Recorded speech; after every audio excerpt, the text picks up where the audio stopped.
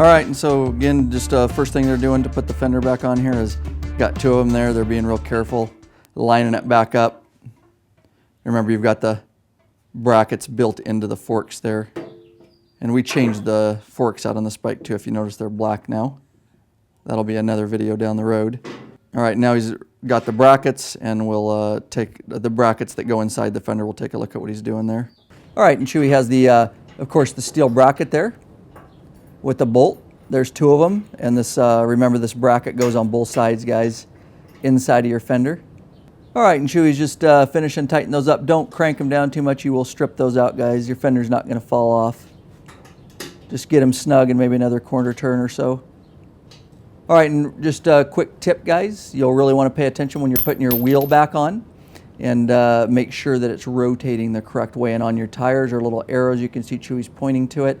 That is the direction that the tire rotates. So you want to make sure when you're realigning your front tire that you have that correctly.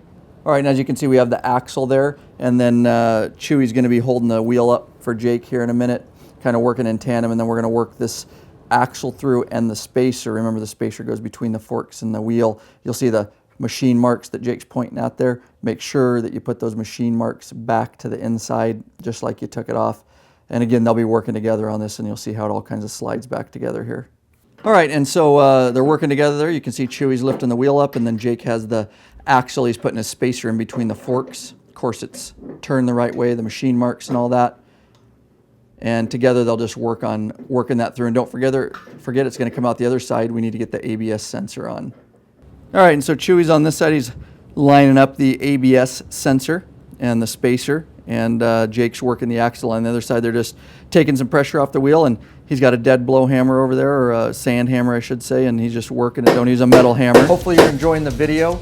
If you want to make sure that content and these free videos keep coming your way, there is a way you can support us. Head over to lawabidingbiker.com/Patreon, Patreon. The community is growing over there. We'd like to have you involved too. There's no risk over there. You can sign up for a certain level and pay a certain amount per piece of content with a cap. Absolutely no risk. There are some benefits over there. T-shirts and a private Facebook group and some premium content. All depends on what level you sign up as. But that is a way that you can assure the content keeps coming your way. lawabidingbiker.com/Patreon, Patreon. Of course, if you ever want to just leave a flat donation, we do accept that too and appreciate it. lawabidingbiker.com/donate. Don't forget to check out that weekly podcast, guys. It's on fire. Ton of content we're putting out. Get involved over there. It's the Law Abiding Biker podcast. All right, let's get back into your video. A couple things we want to mention here real quick, guys. You see the brake caliper there. Of course, we left the left brake caliper on, or the right side of the bike. And you could take that off. We just took one side off, and then we worked the rotor back up in there when we were, because we had two guys doing it. And so he was able to work that back up in there, the rotor, at the same time they were putting the axle through. And then we'll put the left side one back on. You'll note that when you are putting your rotor back in there, that you see what he's pointing to there.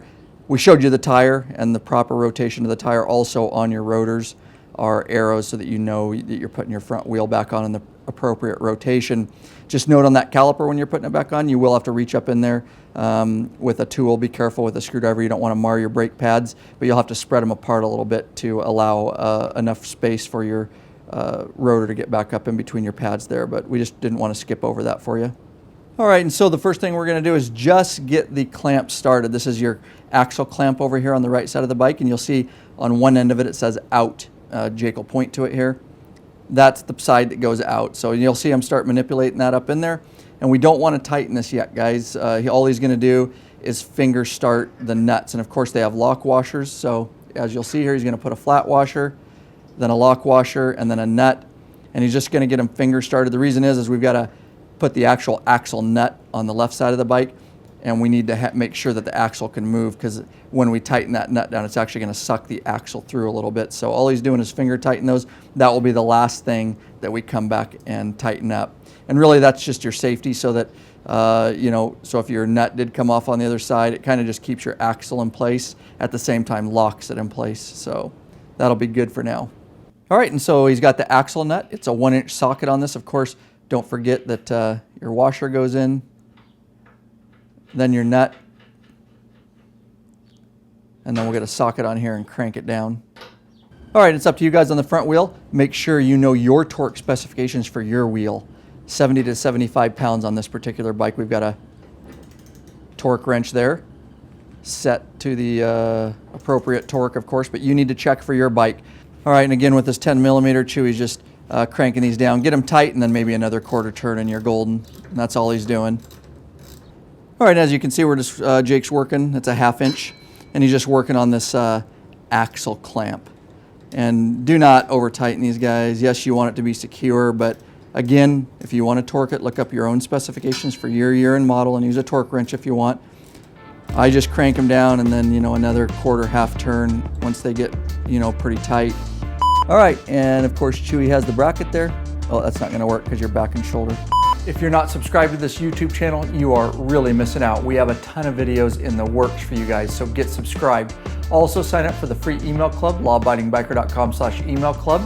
We will shoot you an email when we come out with new free videos. Also, do not forget to check out that weekly podcast. It's the Law Abiding Biker Podcast. It's heard worldwide. All right, peace out.